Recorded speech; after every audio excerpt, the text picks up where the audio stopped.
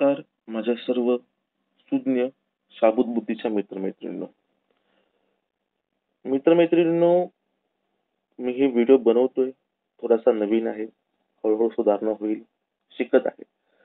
मला कृपया प्रोत्साहन देण्याकरता माझा चॅनल सबस्क्राईब करा, शेअर करा, लाईक करा किंवा डिसलाईक करा. तर आजचं आपलं असूड जे आहे ते उभारलं आहे मध्य प्रदेशच्या हायवे जाम विरुद्ध, जलमय रस्त्याविरुद्ध आणि भाजपाचे बरगणारे मंत्री, लोकनिर्माण मंत्री मध्य प्रदेशचे राकेश सिंग.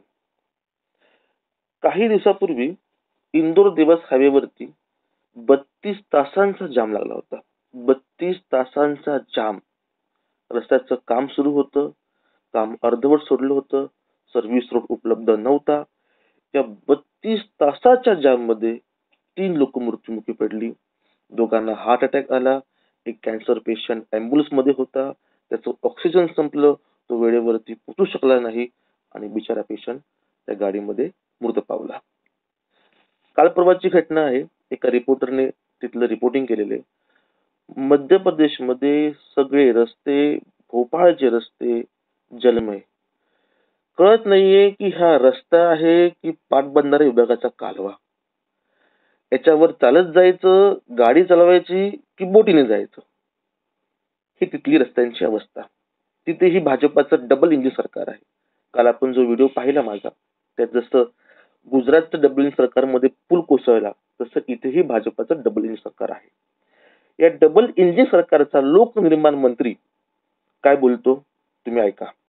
मुझे लगता नहीं आप ही का सवाल ऐसा हो कि जिसका हम उत्तर दे सके, तब तो हम दे सके. अब सड़कों का जब तक सड़कें रहेंगी तब तक गड्ढे होते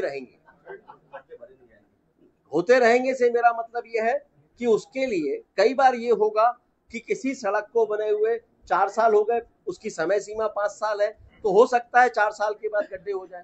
लेकिन अगर कोई सड़क ऐसी है कि जिसको 4 साल तक खराब नहीं होना चाहिए थी, लेकिन 6 महीने में गड्ढे हो गए, तो वो गलत है और उस पर कार्रवाई भी होना चाहिए. लेकिन मुझे ध्यान में नहीं आता कि दुनिया में कोई ऐसी सड़क भी है कि जिसपे गड्ढा होता ही नहीं. आता हे असे भाजपाचे मंत्री का बरं बळत असतील? तुम्हाला काय वाटतं? तुम्ही सांगा बरं मला कमेंट मध्ये.